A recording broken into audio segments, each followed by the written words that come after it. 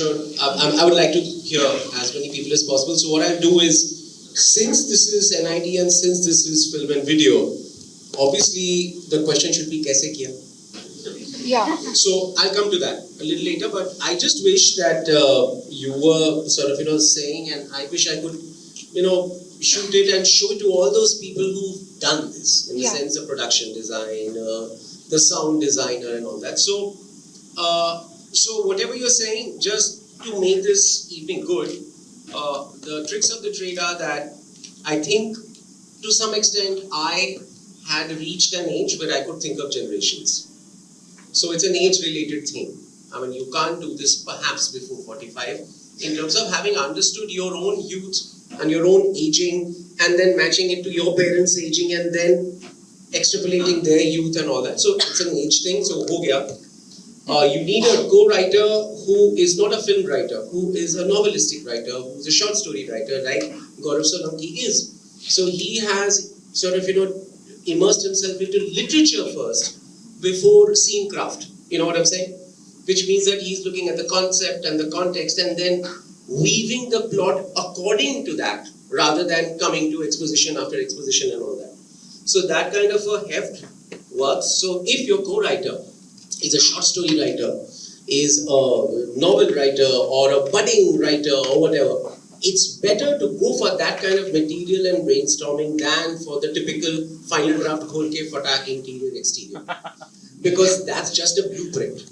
So that's what happened. Then, fortunately, we had some budget on this film. The rest of it is research. So, a team of 2 documentary filmmakers in Delhi researched and interviewed I don't know how many Pandit families and how many Muslim families. And we are kind of sitting on audio archives of the Kashmir experience of that time. And these 2 documentary filmmakers are there with those audio recordings. It's many hours of memories of a time. So from there, plus reading about Kashmir and then meeting different people, and when you take a place like Kashmir, history is not enough. Historiography becomes important. Who is writing which history with what agenda in mind? How do you analyze that? How do you go to a counter narrative and all that? So all of that happened. Then we started getting to know the subject. The script was sort of, kind of centered around that in terms of its reality. However, the generations came out of my own knowledge of my family.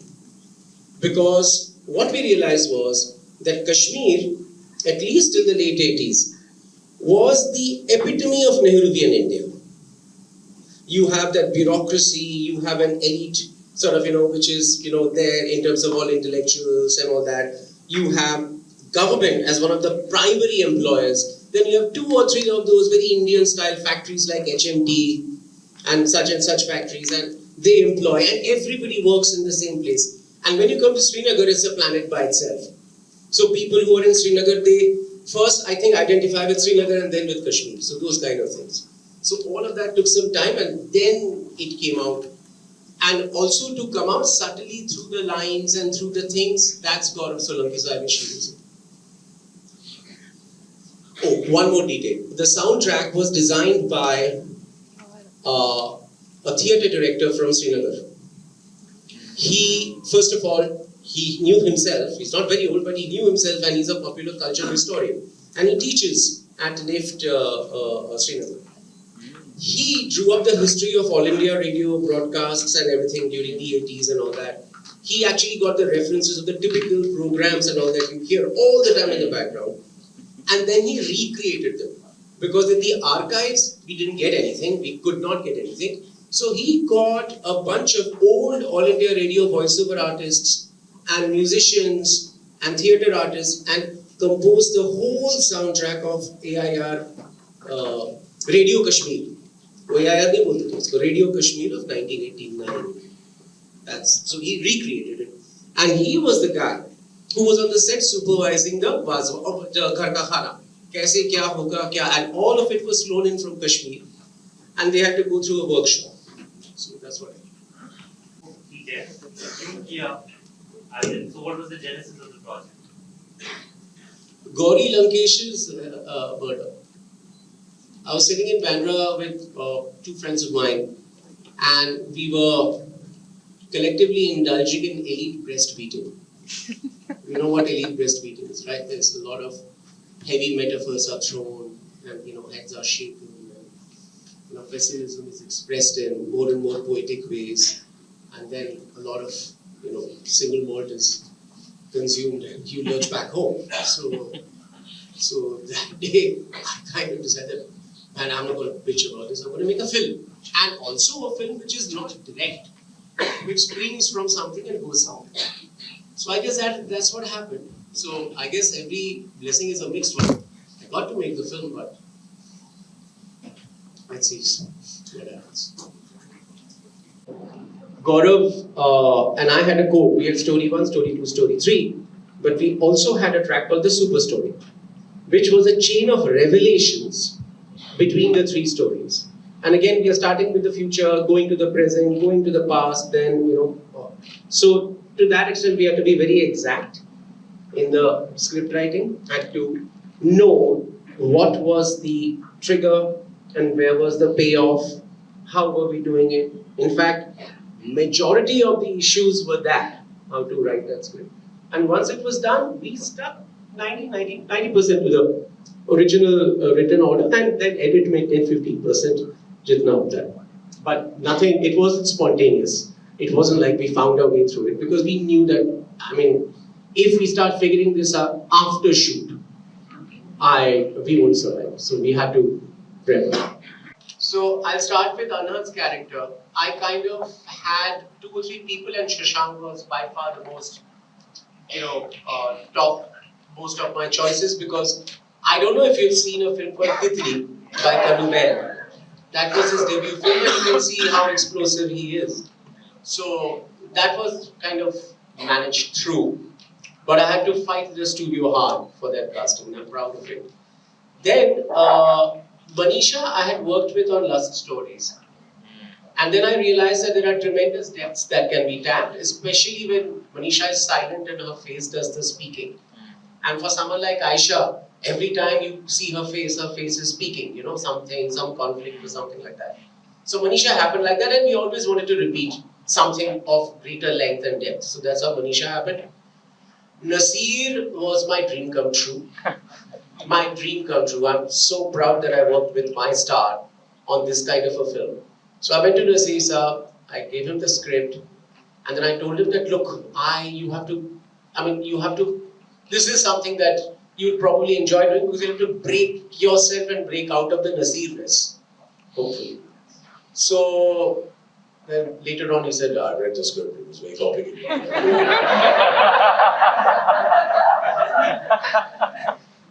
So he did it, and he was fabulous. Just the other day, Shashank and us, we were discussing how we were workshopping with him and all that. You see, there are some heroes, you're always afraid that when you meet the hero in the flesh, your heart's going to break a bit, because the hero's not going to be that heroic, it's going to be a little expeditious or self-finished or whatever.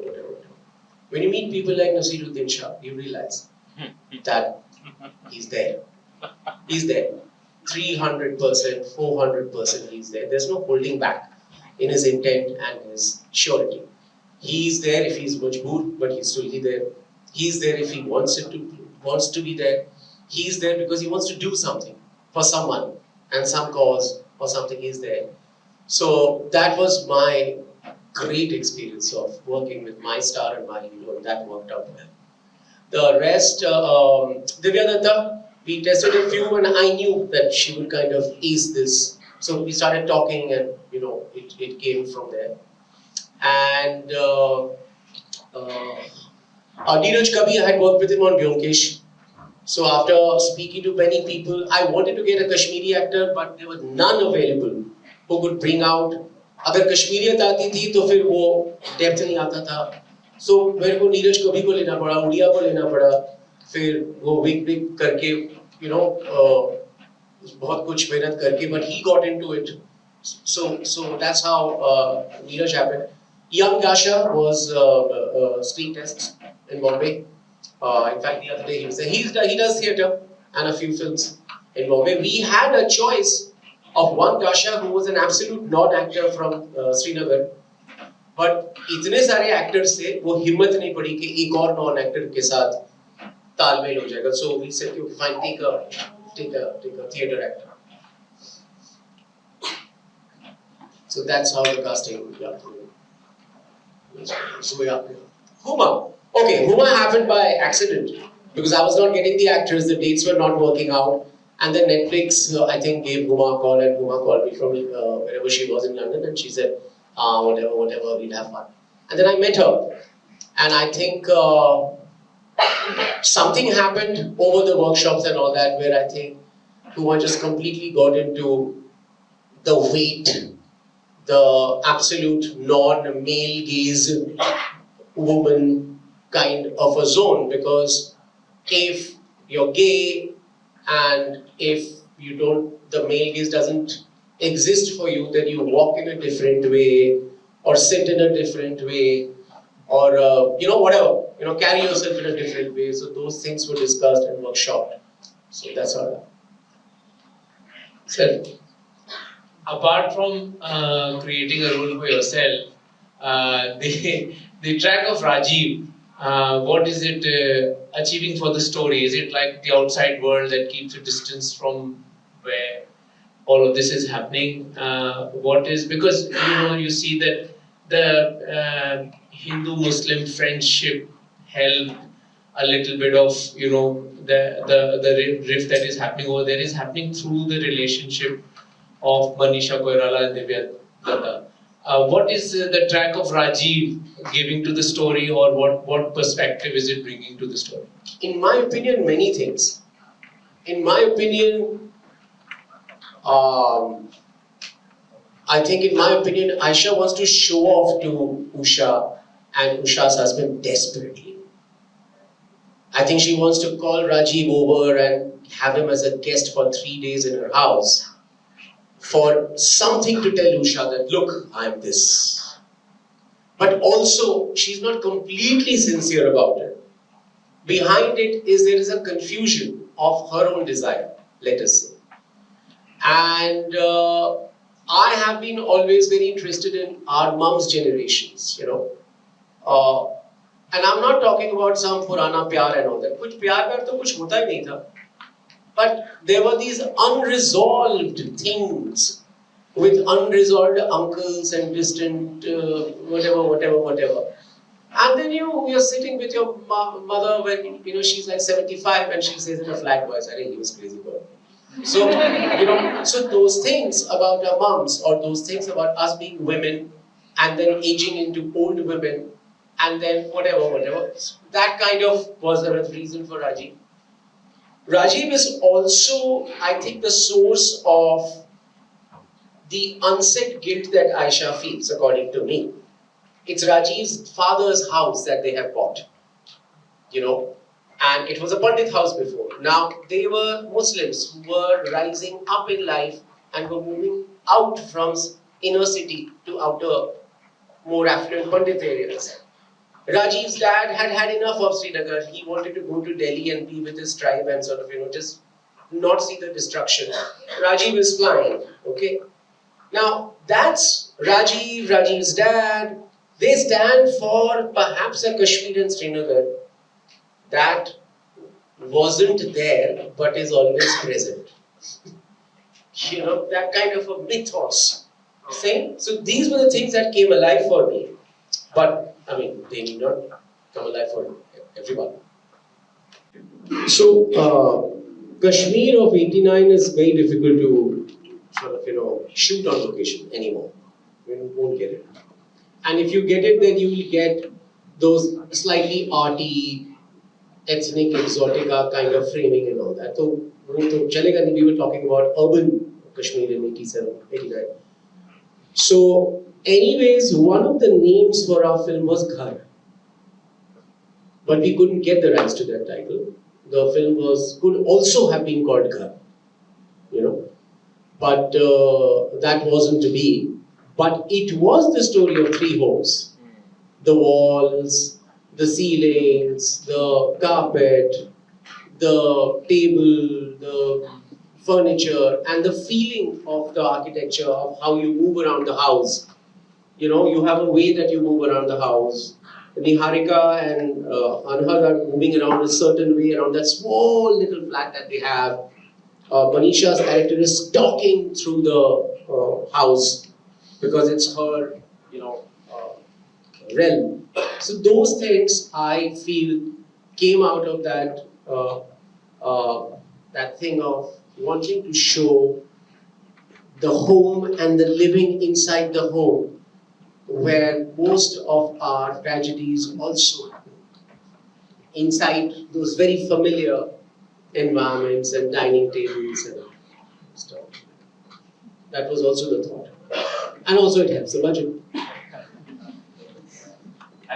My mother was a government school teacher in Delhi. And she taught for 35 years.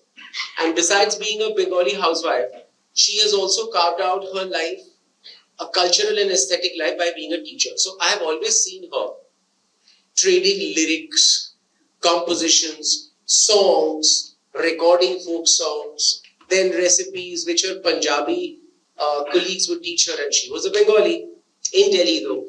So somewhere in my mother's life and their generations, I saw that they were housewives also, they were teachers also, they were traditional also, and they would go and take a crowded minibus in the morning also to go to the school.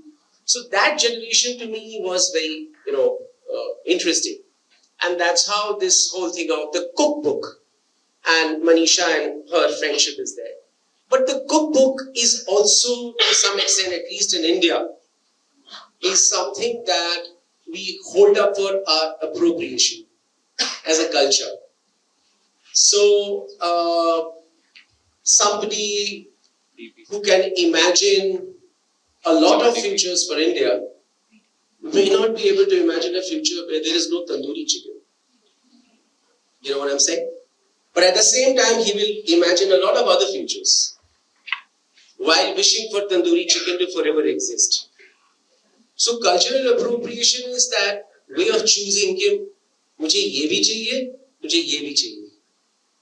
It's like that mera wala cream kind of a thing. So when you culturally appropriate, you cherry pick. I will take food from you. I will take dress from you. I will take fabrics from you. I will take skill from you. And that part of you is good.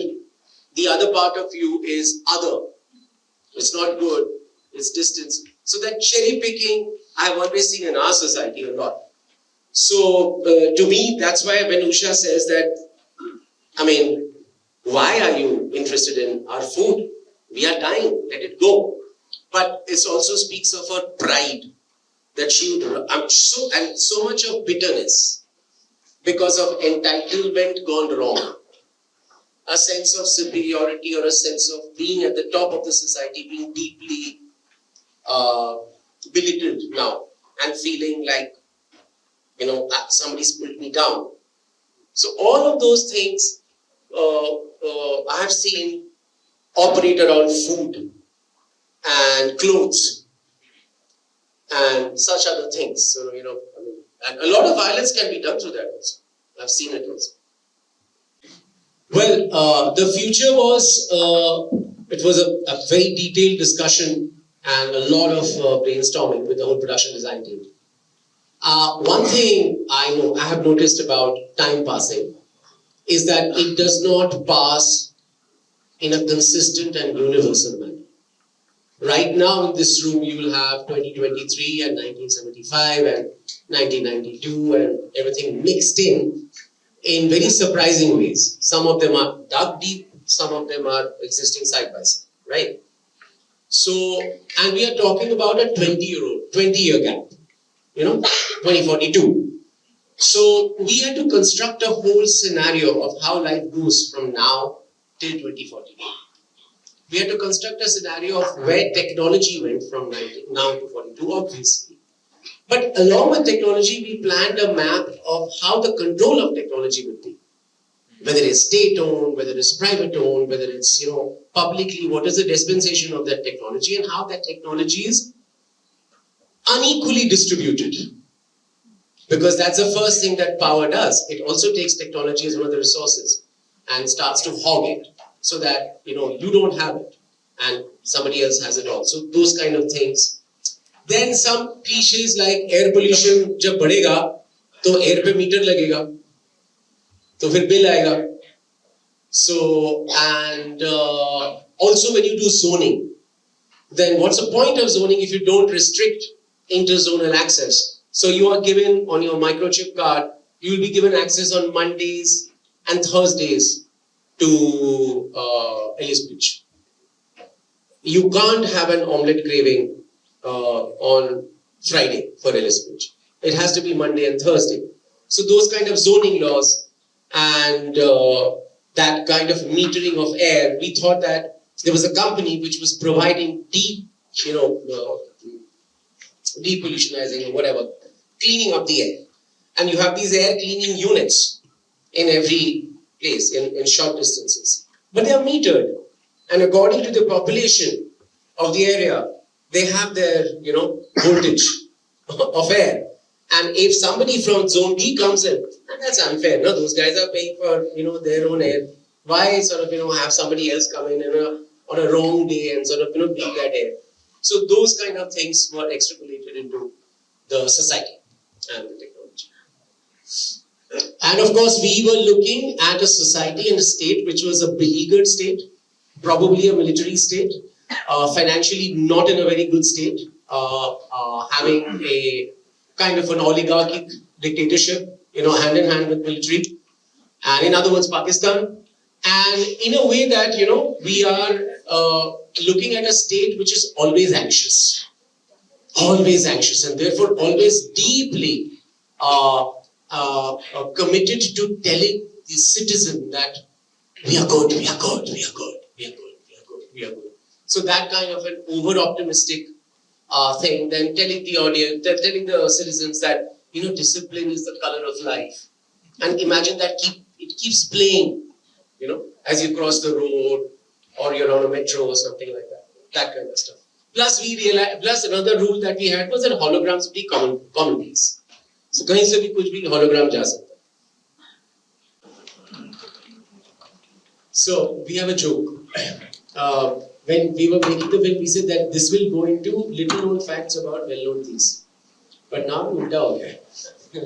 Now we discuss well-known facts about little-known things. So we were shooting and we finished 90% of the film, and these 5 days of shooting of the sequence of the future, where we had to shoot 2 sequences. One is where Anhad's character, Shashank's character, jumps in, virtually into that show and meets Niharika over there and all that. And the other was where in the end he meets Niharika and he comes out and whatever happens to him. So the original script of the film had Anhad going into a party, an actual physical party, and doing that in front of all the characters while Niharika was present there.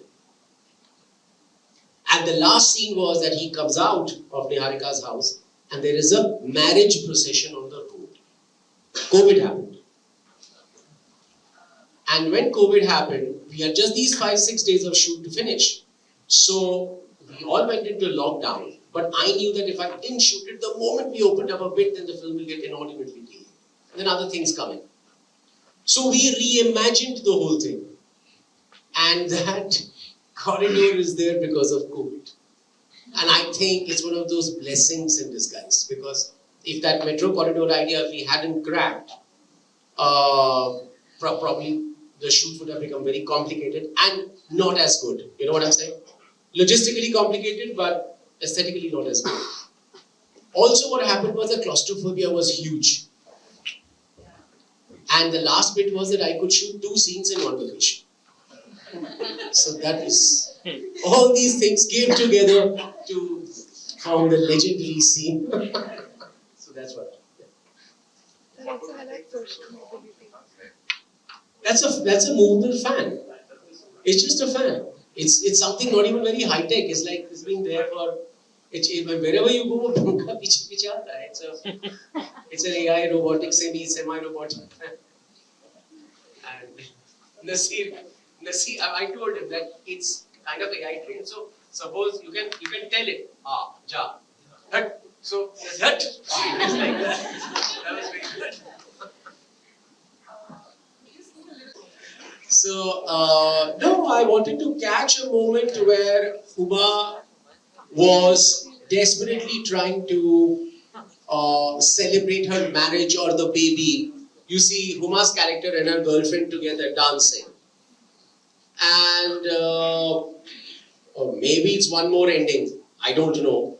Basically, after that last scene with the grandmother, I could have gone straight to the photographs, right? And the end credit sequence. But I think there was something about Huma's character where you know that person is dead, but you're seeing that person do a stupid bhangra. And we all have friends who are no more, but we have videos of them behaving goofily, you know. And I think that bit brings alive the presence and the absence and the loss. So Huma's character is the loss. So probably I wanted that loss to be felt a little more. Maybe it worked, maybe it didn't. Did you feel something move when you saw her happy and dancing, though knowing she's dead? Oh, okay, fine. So maybe you couldn't figure out that she was dead. Okay, okay. Yeah. But did you feel something moving that? So that's what I wanted. In a way, the film is also a kind of mourning for something. I'm definitely not a nostalgicist, so you're kind of mourning for something. It's not as if I'm mourning for the good old days, but I'm mourning for something. So something like that. The music, one piece of music was that when Huma's character takes the cab, I wanted something Gen Z, but Kashmir with in it. So started thinking about it. Got a Kashmiri rabab player, of course, a Bombay person, and got that person to start work on some riffs, and then started composing on those riffs, and that's how I did that. The last one was Gaurav Solanki and I were scripting one day, and Gaurav friend got a call, and he said he spoke to the friends and he said, yeah, well. Then I think she said, okay, can I come over? So he said, आना है तो आजा, हम तो बैठेंगे. So I got up and said that, these should be the lyrics of the last Qawwali. So that's how it started. And then and I kind of proposed it. The brief to myself was a Salman Khan hit from Bajrangi Das. Kashmir, the brief was मेरे को 89 का कश्मीर दो. And the brief was मेरे को ये वाला इलाका चाहिए, because unless and until you identify the neighborhood, you can't really define the house, because the neighborhood defines the socio-economic placement of the family, the community, the cultural aspects of it, and economic, of course. So we had to define the neighborhood. Then we had to go and study houses in those neighborhoods, Pandit homes, Muslim homes, everything. And according to the story, we had to make a Pandit. So we literally had to replicate that. And the Gali, Shali, outside, whatever little we had to shoot. So it was not replication, it was an abstraction of about 10 houses that the production designer had in detail surveyed. And there were these architectural details and motifs that she had and her team had photographed, which were replicated and painstakingly reproduced. So she kind of got in. If you say Srinagar, where there's an inner city area where there are 7 bridges, Safa Kadal, Gav Kadal, and all these, Kadal means bridge. So there, it's a Pandit area. She abstracted that culture and she got it there. Bombay story, locations. So, and you dress up the locations according to the feeling, because you know the characters, they're contemporary characters. The future, again, completely storyboarded, figured out, all those discussions, color schemes, stuff like that from there. And also plotting that kind of a technological history. कि क्या हो रहा है, क्या नहीं हो रहा है, क्या automatic है, क्या सस्ता है, what kind of tech is every day, what is the high tech of that time, and so all of Kashmir is set. Kashmir 1989 is all of Kashmir is set. all of 2019 is locations. All of future is set. All of future is set. No, future is also dressed locations. They're there. Dressed the Aisha's last flat, the last scene where she dies. That's total set. Total complete. Steps, everything. Sets come, set extension, VFX. So we kind of created that complex. Otherwise, they will.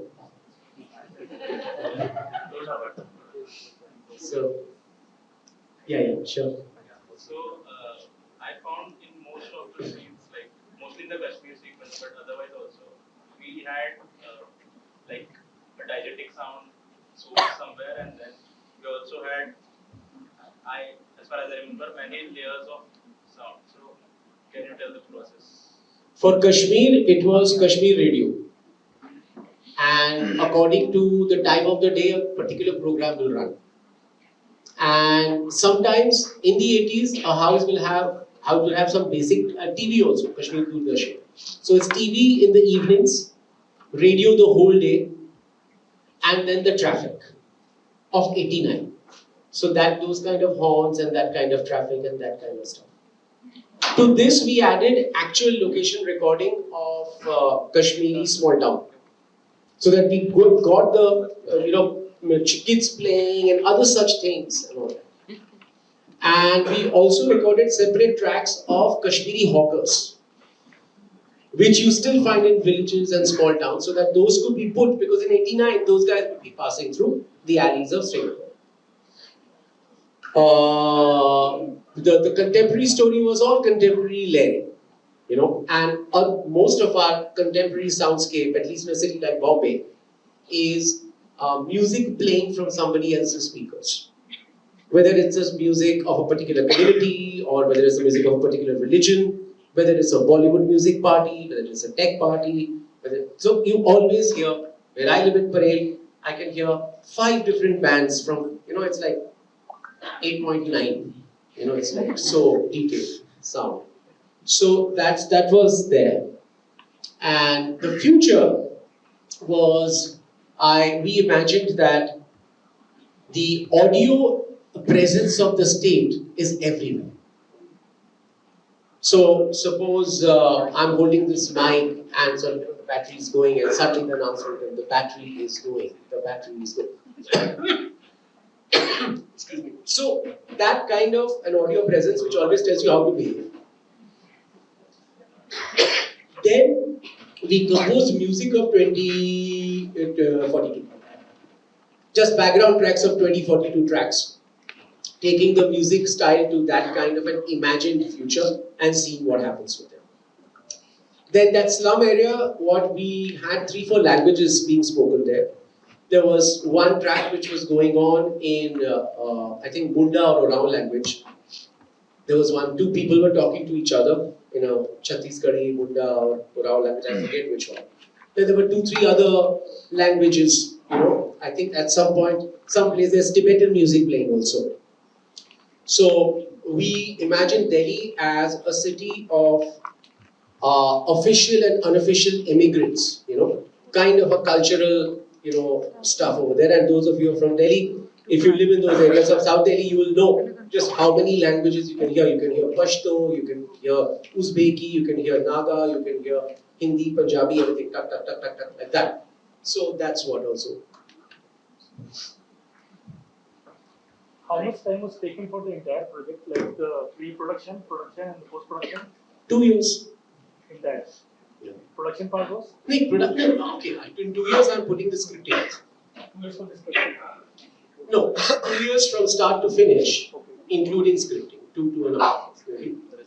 Pre-production was, I've forgotten. I think soft prep was about 3 months, and hard prep was about 3 months, something like that. With the set planning, design, and everything. Yeah. And post? But the thing is that because of COVID, it got stretched. Because we were probably one of the first teams in India who completely started finishing the whole of the film on a remote software. So when Bombay started closing up, I took the machine, got it to my flat. Jabeen took a hard drive, went into her flat. And for the next 3 months, I was locked in my flat alone, and she was in her flat alone, and we were working on that FTP server editing in remote.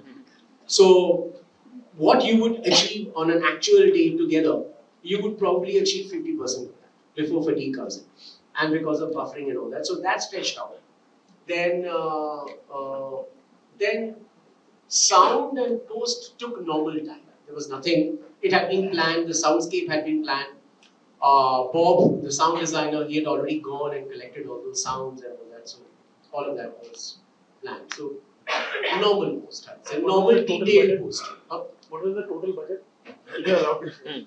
I can't reveal it. Yeah. Because it's medium. It's medium okay. It's medium okay by Bollywood standards. Got a good budget, nothing to complain about. And whatever we wanted to achieve, we could. And we were helped by Netflix. So that we know. So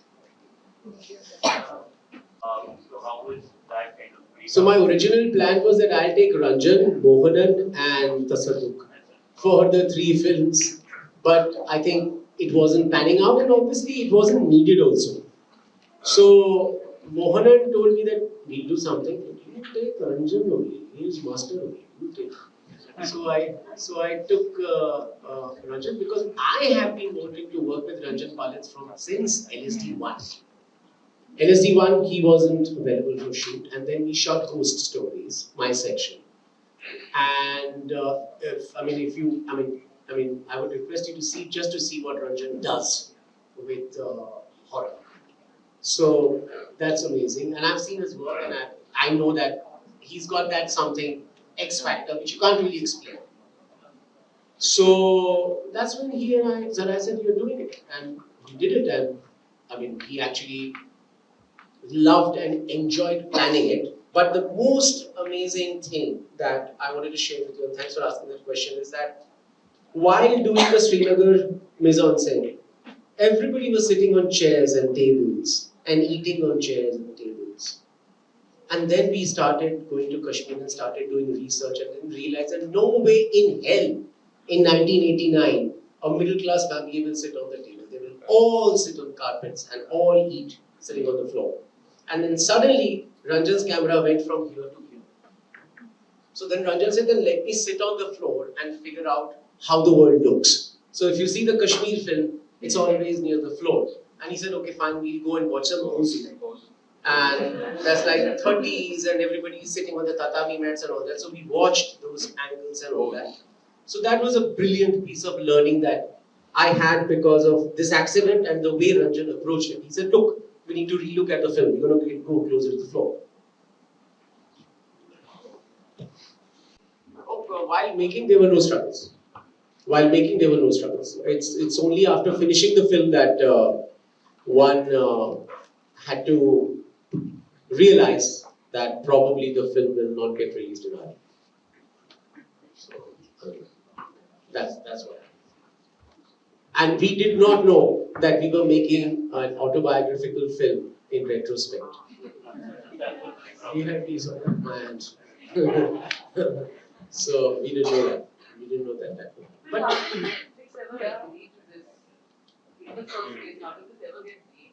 totally it got approved. If we finished the film without a hitch, without nothing, absolutely nothing. They were very proud of the film. But then, a new team came in. There was a lot of changeover. Then, a new regime has its own new plans and all that. And that's not a unique experience that I'm facing. A lot of us are facing and a lot of you will face. It's happening all over. And this is the real thing that all of us will have to live through now. And navigate and maintain our mental health. And also survive. So that's the challenge. ऐसे ही आपने वास्तविकता को ठीक से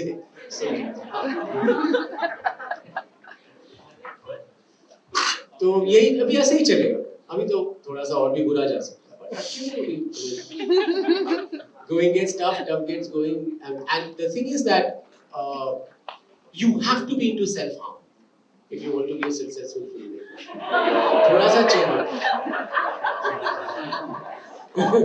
अपने आप को थोड़ा सा मतलब खरोचना, काटना, घोंपना, वो अगर if you have that habit, then it'll be easier to survive because you're used to